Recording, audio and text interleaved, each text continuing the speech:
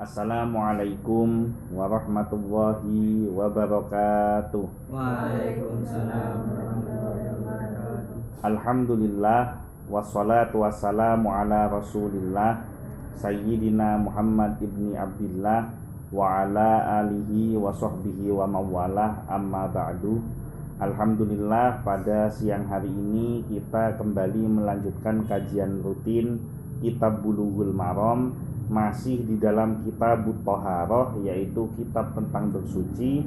Bab yang ketujuh, Babu Adabi Qada'il Hajat, bab tentang adab membuang hajat. Hadis yang ke 92, dan hadis ini merupakan hadis terakhir di dalam Babu Adabi Qada'il Hajat, yaitu bab tentang adab membuang hajat. Insyaallah besok kita akan memasuki bab yang ke-8, yaitu Babul Ghusli wa Hukmil Junub, bab tentang mandi dan hukum junub. Jadi besok kita mulai. Wa an Ibni Abbasin radhiyallahu anhuma, dan dari Ibnu Abbas, semoga Allah meridhai keduanya. Maksudnya meridhai keduanya karena dua-duanya sahabat Nabi. Anaknya Abdullah bin Abbas itu sahabat Nabi, ayahnya Abbas bin Abdul Muthalib itu juga sahabat Nabi. Abbas bin Abdul Muthalib adalah saudara seayah dari Abdullah bin Abdul Muthalib. Maka Abbas bin Abdul Muthalib ini adalah paman dari Rasulullah, karena Sayyid Abdullah adalah ayah dari Rasulullah. Berarti Abdullah bin Abbas ini adalah sepupu Rasulullah. Annan Nabiyya sallallahu alaihi wasallam, bahwa Nabi sallallahu alaihi wasallam salah ahlal Quba, bertanya kepada penduduk Quba. Jadi ada satu daerah namanya Quba. Nah, ini Nabi sallallahu alaihi wasallam bertanya kepada penduduk Quba. Faqala, kemudian Rasulullah bersabda, innallaha yufni alaikum, sesungguhnya Allah memuji kalian. Faqalu, mereka menjawab, inna nutsbi'ul hijaratal ma'a, sesungguhnya kami bersuci menggunakan batu, setelah itu menggunakan air. Jadi mengikutkan air dengan batu. Batunya digunakan untuk istinja, setelah itu dilanjutkan dengan istinja menggunakan air. Rawahul Bazzar, diriwayatkan oleh Al-Bazzar, bisanadin dhaifin, dengan sanad yang lemah. Wa asluhu, dan asalnya fi Abi Dawud, dari Imam Abu Dawud. Wa sahhahahu Ibnu Huzaimah, dan disahihkan oleh Ibnu Huzaimah, min hadisin Abi Hurairah radhiyallahu anhu, dari hadis Abu Hurairah radhiyallahu anhu, biduni dzikril hijarah, tanpa menyebut batu. Al-hijarah yaitu batu. Jadi ada hadis yang diriwayatkan oleh Al-Bazzar, sanadnya dhaif, asalnya dari Abdullah bin Abbas, bahwa penduduk Quba itu dipuji oleh Allah Subhanahu wa taala, penyebabnya karena beristinja menggunakan batu, setelah itu disempurnakan dengan air.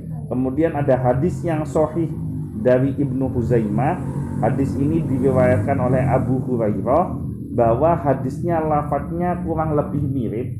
Jadi penduduk Quba itu dipuji, hanya bedanya di hadis Abu Hurairah tidak menyebutkan kata batu. Jadi istinja langsung menggunakan air. Bisa dipahami maksudnya? Bisa ya? Kita lanjutkan syarahnya. Jadi hadis ini menjelaskan tentang cara istinja yang paling sempurna secara urutan.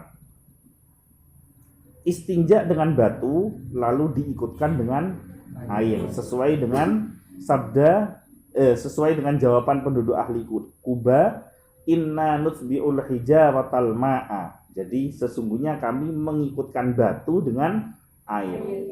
Nutsbi'u itu kan asal katanya itba. Itba itu artinya ikut, seakar kata dengan itba. Batu bertujuan untuk menghilangkan bentuk najis tanpa menggunakan tangan. Jadi Kalau istinja langsung menggunakan air berarti kan tangannya yang megang najis. Tapi kalau menggunakan batu berarti batu ini menjadi media untuk menghilangkan najis tanpa tangan bersentuhan langsung dengan najis. Sedangkan air untuk mencuci yang tersisa. Jadi batunya menghilangkan najis, masih ada sisa-sisa najis, maka disempurnakan dengan air. Itu syarah yang pertama. Syarah yang kedua, istinja dengan air saja sudah mencukupi dibanding dengan menggunakan batu. Karena air lebih membersihkan tempat najis. Jadi kalau suruh milih batu sama air, dua-duanya ada, maka tetap lebih afdol menggunakan air. Karena air lebih maksimal di dalam menghilangkan najis. Kemudian yang ketiga, istinja dengan batu saja bisa dilakukan ketika ada air ataukah tidak, ketika mukim ataukah bersafar. Jadi menurut hadis ini, istinja menggunakan batu boleh-boleh saja. Mau ada air atau tidak silahkan. Mau dalam keadaan kalian mukim atau sedang menetap, atau dalam keadaan bersafar, yaitu sedang melakukan perjalanan, silahkan, boleh-boleh saja. Intinya, kaidah yang perlu dipahami, di dalam total 17 hadis yang membahas tentang adab membuang hajat, dan inti dari adab membuang hajat itu terletak pada istinja, yaitu bersuci setelah buang hajat. Kaidah yang perlu dipahami itu intinya, istinja itu bagian dari perkara at-turuk. Asal katanya tarokayat suku, artinya meninggalkan sesuatu. Bukan perkara ma'mur, yaitu yang diperintahkan ma'mur, amaro ya'muru, ma'mur. Jadi istinja itu artinya meninggalkan sesuatu, bukan yang diperintahkan. Sehingga dengan cara apapun najis itu hilang, maka sudah mencukupi. Jadi kaidah dasarnya, yang penting najisnya hilang. Caranya gimana? Yang penting najisnya bisa hilang. Tetapi Islam mengatur ada adab-adabnya. Mulai dari adab mau masuk kamar mandinya, mau buang hajatnya, kemudian menggunakan tangan yang sebelah mana untuk istinja, kemudian alat yang digunakan untuk bersuci apa. Nah itu semuanya ada adab-adabnya, ada aturannya. Tapi kalau seandainya ada sebagian aturan yang tidak bisa dipenuhi karena kondisi-kondisi tertentu, inti kaidah dasar dari istinja adalah menghilangkan najis. Gitu. Yang penting najisnya hilang, maka istinjanya terpenuhi. Ada pertanyaan sampai di sini? Ada. Ya. Kriteria batu seperti apa yang bisa digunakan oleh istinja? Ya, sudah dijelaskan di hadis yang sebelumnya bahwa batu apapun bisa digunakan untuk istinja dengan catatan batu itu tidak melekat najis di bagiannya. Jadi tidak ada najis yang melekat kepada batu tersebut. Kemudian yang kedua, ukuran batu itu cukup untuk digunakan bersuci. Dan yang ketiga, jumlah dari batu tersebut minimal 3 buah.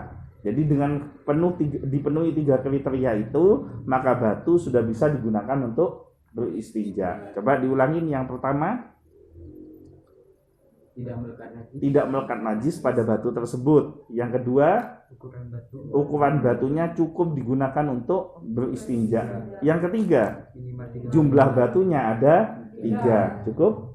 Ada lagi yang lain? Ini loh, kalau misalkan batu yang sudah dipakai buat bersihkan najis tuh kan itu apakah sudah kering tanpa dibasuh air, itu boleh digunakan lagi? Jadi kembali ke dasar awal dulu, bahwa yang namanya najis itu apabila berubah warna, bentuk, dan baunya. Warna, rasa, dan baunya. Warna kaitannya dengan bentuk. Maka ketika batu itu sudah digunakan untuk istinja, kita lihat warnanya, kan istinja kan pasti berubah warna. Dari yang awalnya abu-abu kehitaman berubah jadi kuning keemasan, dan karena digunakan untuk istinja. Nah ini ketika kena debu dan lain sebagainya, ini sudah hilang atau tidak? Kalau masih ada, berarti itu masih masuk kategori najis. Kemudian yang kedua, bisa jadi warnanya memang sudah hilang, sudah kembali ke batu asal karena kena debu dan lain sebagainya. Nah, dilihat baunya. Baunya itu masih ada atau tidak? Bau bekas istinja tadi itu. Kalau masih ada baunya, maka dia tidak bisa digunakan untuk bersuci. Tapi kalau seandainya baunya sudah tidak ada, kembali seperti bau batu pada umumnya, maka dia sudah boleh digunakan untuk bersuci. Jadi intinya kaidahnya selama tidak berubah warnanya, baunya, dan rasanya, tidak perlu kamu jilat tapi ya. Ada pertanyaan lagi? Cukup ya, jelas ya? Ada lagi yang lain? Nggak ada. Mungkin itu saja yang bisa saya sampaikan. Mudah-mudahan semuanya diberikan umur panjang, diberikan kesehatan, diberikan keselamatan baik di dunia maupun di akhirat, mendapatkan rizki yang barokah, mendapatkan syafaat dari Nabi Muhammad SAW. Ala hadihimiyah wa ala kulli niyatin sholihatin wa ila hadratin Nabil Mustafa Muhammadin SAW. Syaulillailahumul Fatihah. A'udzubillahi minasyaitonirrajim. Bismillahirrahmanirrahim. Iya kan Abu Dua iya kan nasta'in shiratal mustaqim shiratal ladzina amin. Sekian dari saya, kurang lebihnya mohon maaf. Wallahul muwaffiq ila aqwamit thoriq, wabillahi taufiq wal hidayah. Wassalamualaikum warahmatullahi wabarakatuh.